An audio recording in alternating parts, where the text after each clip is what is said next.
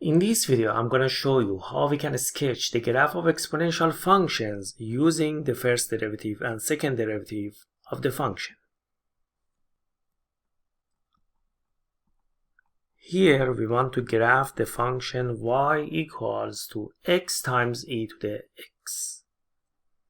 The first step in graphing the functions is usually to determine the domain of the function. For this function, x can be any real number, so the domain of this function is all real numbers. Note that there is no restriction for x in this function. X can be any number because this function has no denominator or there is no square root in this function, so x can be any number. The next step is to find the x-intercept and y-intercepts of the functions. For finding the y-intercept, we have to set x0. If we set x0 in this equation, 0 times e to the 0 is 0. So y is 0. For the x-intercept, we have to set y equals 0. And if we set y equals 0, we have x times e to the x equals 0. X times e to the x is 0 if x equals 0 or e to the x equals 0. When multiplication of two expressions is 0, we have to set each of them separately equal 0.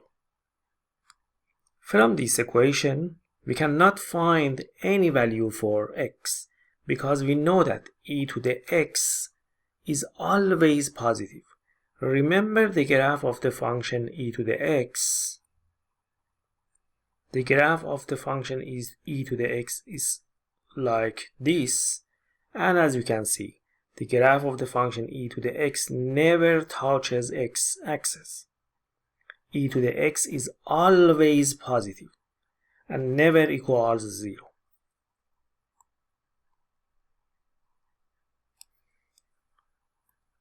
So e to the x cannot be equal to 0, and so there is no solution.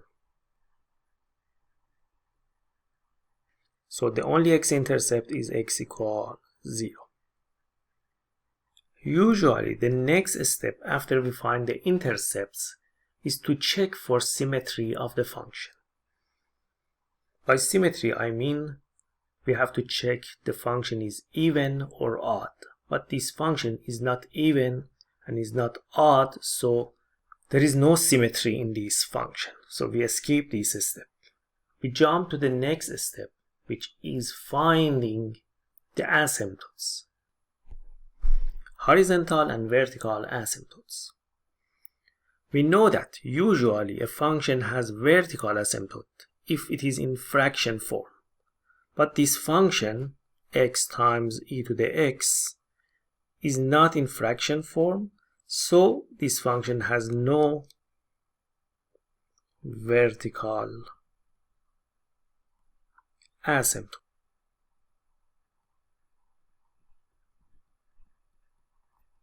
But what about the horizontal asymptote?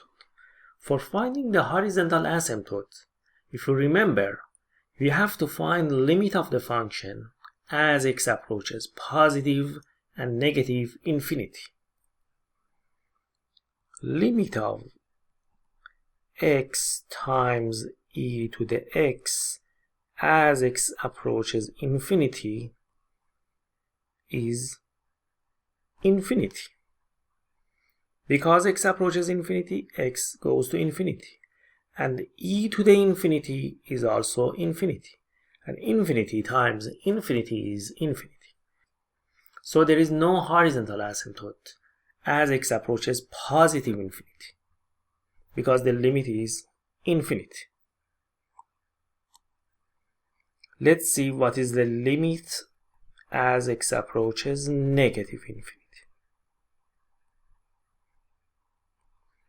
When x approaches negative infinity, x goes to negative infinity, but e to the negative infinity, e to the x as x approaches negative infinity goes to 0.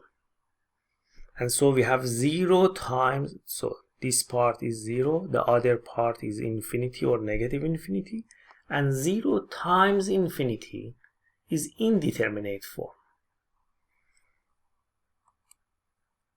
If you wonder why e to the x as x approaches negative infinity is 0, take a look at the graph of e to the x again. As x approaches to negative infinity, the graph of e to the x gets closer and closer to the y-axis. The distance between the curve and the x-axis gets smaller and smaller. So e to the x as x approaches negative infinity goes to 0. With the Lhopitals rule, we can prove that this limit is 0. Let me show you why this limit is 0. To prove that this limit equals 0, I want to use the Lhopitals method. And so, first I have to rewrite this expression in fraction form. And so I keep x in numerator and I move e to the x to the denominator. To move e to the x to the denominator, I have to make the power negative. Note that x times e to the x is exactly x over e to the negative x. If you bring back e to the negative x to the numerator, you have the same expression. Now I have a fraction, and so I can use Lhopitals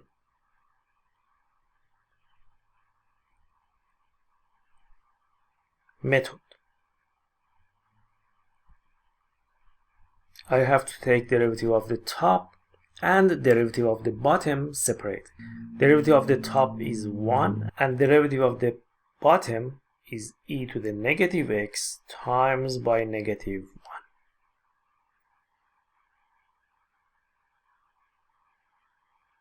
We know that derivative of exponential functions is the same function, and we have to multiply it by derivative of the exponent, and derivative of negative x is negative 1.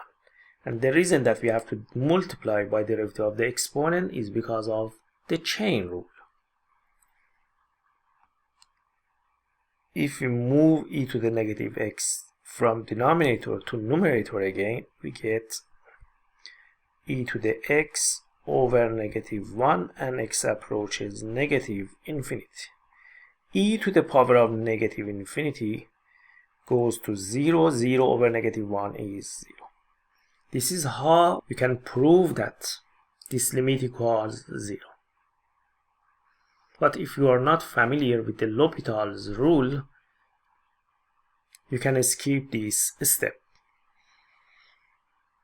Because limit of the function as x approaches negative infinity is 0, so we can conclude that y equals 0 is horizontal asymptote for the function. But note that y equals 0 is horizontal asymptote only from the left, because when x approaches negative infinity, limit is 0. After we did all of these steps, now is the time to find the derivative of the function to determine the increasing, decreasing intervals of the function and also the critical points. So we want to find y prime, derivative of the function. For finding derivative of x times e to the x, we have to use the product rule. Based on the product rule, derivative of x times e to the x is, derivative of x is 1 times e to the x plus, we have to write x, the first function, multiply by derivative of the second function, and derivative of e to the x is e to the x. We can rewrite this as e to the x plus x times e to the x. And if you factor e to the x from these two terms,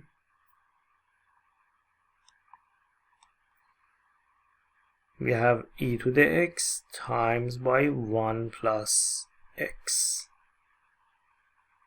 Now for finding the critical points, we have to set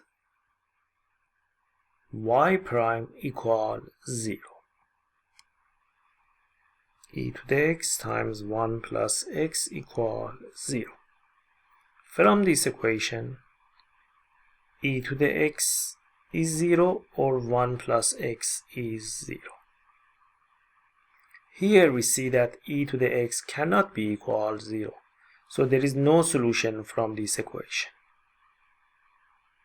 We cannot find any critical point from this equation, but from the second equation, x is negative 1, so this is the only critical point for this function.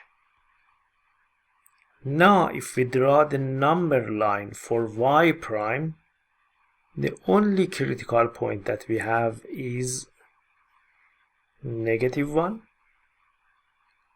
Now we have to find out at each of these intervals y prime is positive or negative. We want to find the sign of y prime to figure out the intervals that the function is increasing or decreasing. Remember that if y prime is positive, then the function, the original function, is increasing, and if y prime is negative, the function is decreasing.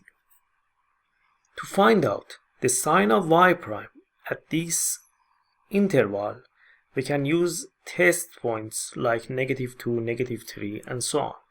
Any number less than -1 we can put in y prime to see what is the sign of y prime at this interval. For example, if we put -2 in the y prime, we get e to the -2 times by 1 minus 2.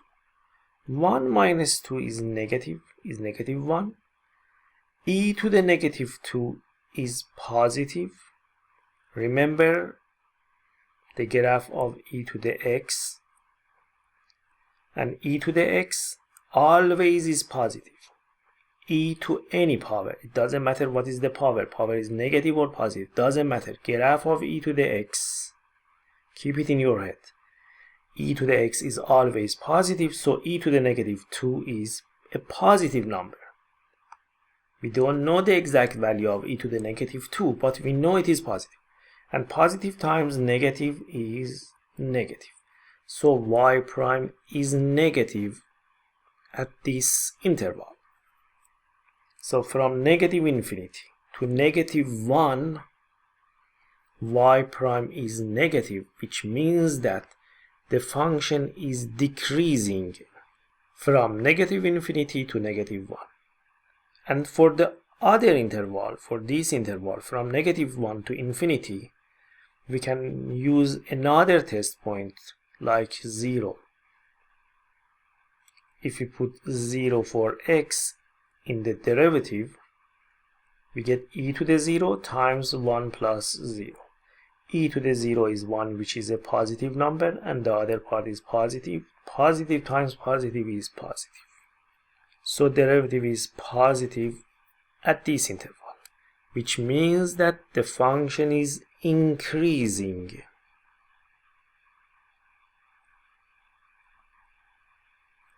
From -1 to positive infinity.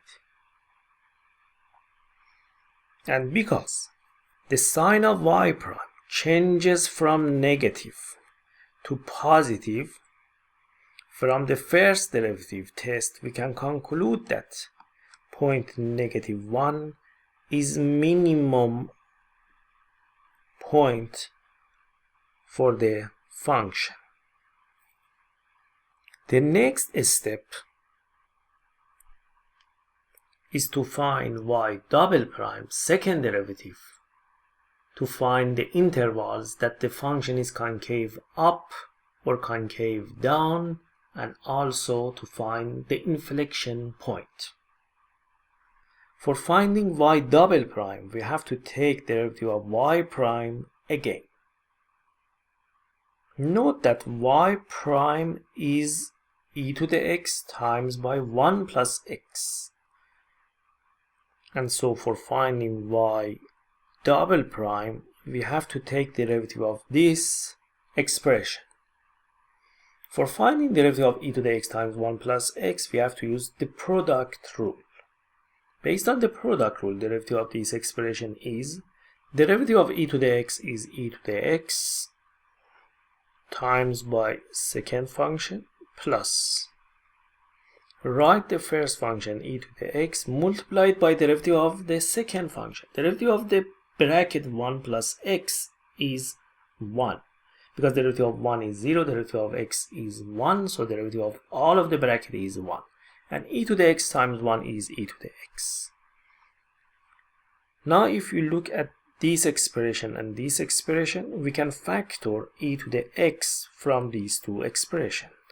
And so y double prime is e to the x times 1 plus x plus 1, which can be written as e to the x times 2 plus x.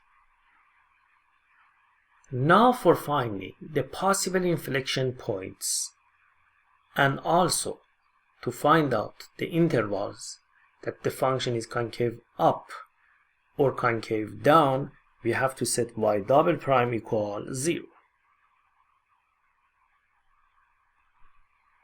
If we put y double prime equal 0, there is two possibilities. E to the x is 0 or 2 plus x 0. This equation has no solution. We know that.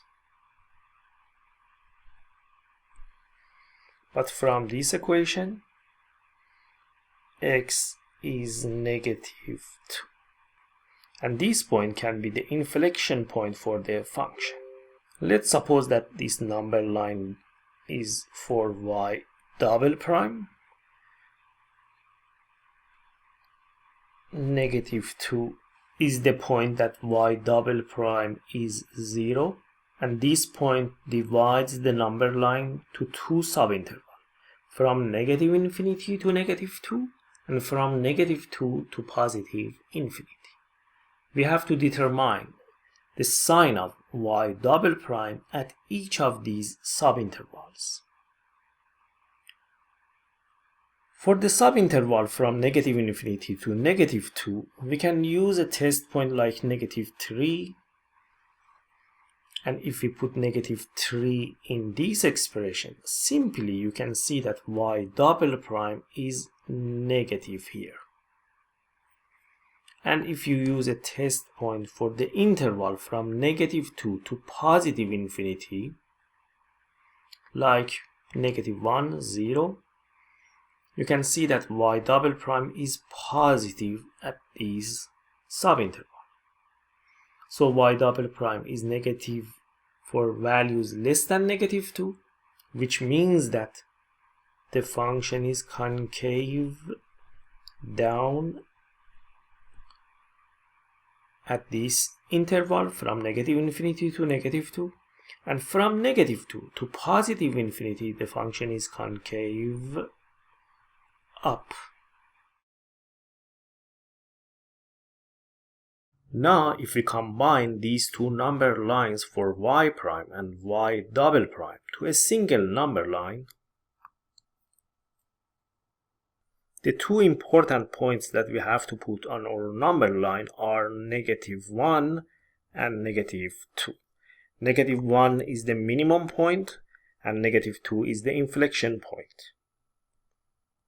Negative 2 and negative 1 are important points for this function.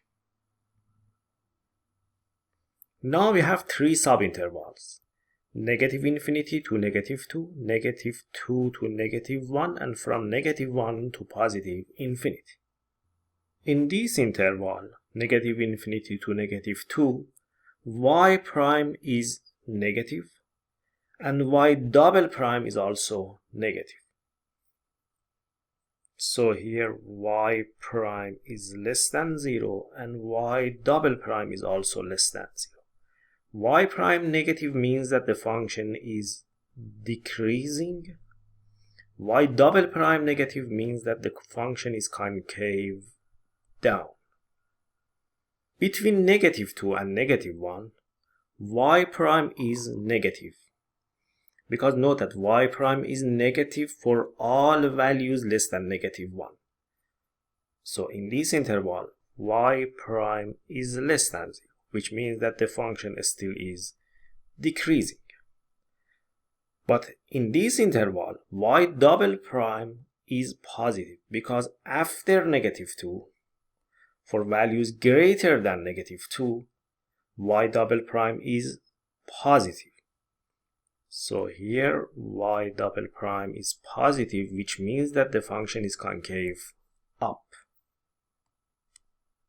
And in the interval -1 to +∞, after -1, values greater than -1, y prime is positive.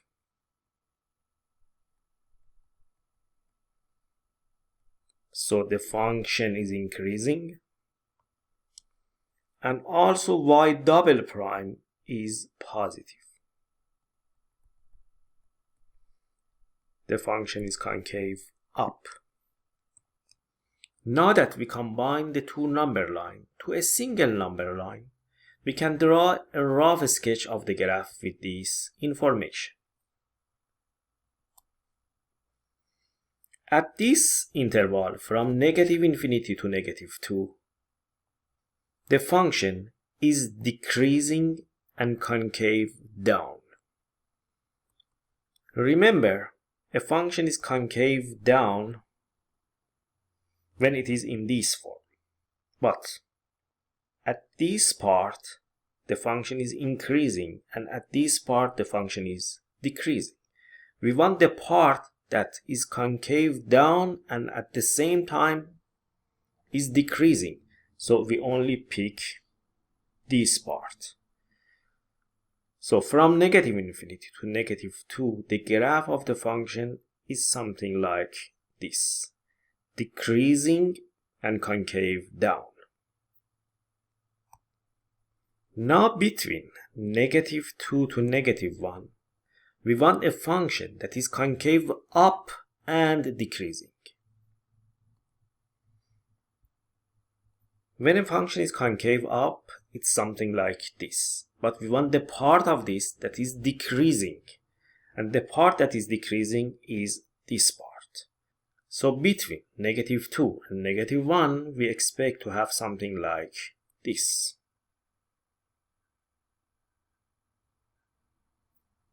And finally, from -1 to +∞, we want a function that is concave up and increasing. A curve that is concave up is like this, but we want the part that is also increasing. This part of the curve is increasing. So from -1 to +∞, the graph should be something like this part.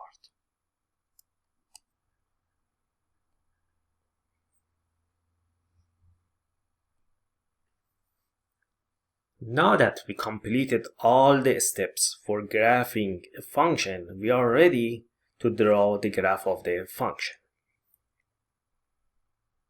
It's better to start with drawing the asymptotes of the function. They are really helpful when we want to graph the function. This function has only one horizontal asymptote, and that horizontal asymptote is y equal 0. But note that this horizontal asymptote is only for the curve from the left. If we draw the line y equals 0, y equals 0 is actually the x-axis.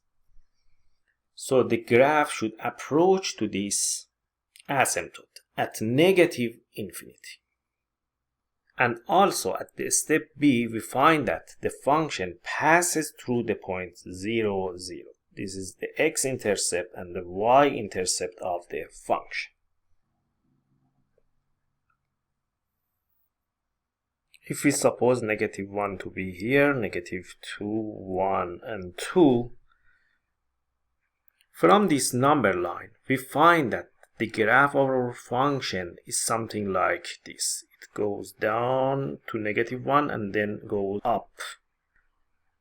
And because we know that y equals 0 is horizontal asymptote, so we start graphing the function close to the horizontal asymptote. The concavity changes at -2. At this point, the concavity changes. At -1, we have minimum, so from this point we have to go up. And we know that the curve should pass through the point 0, 0.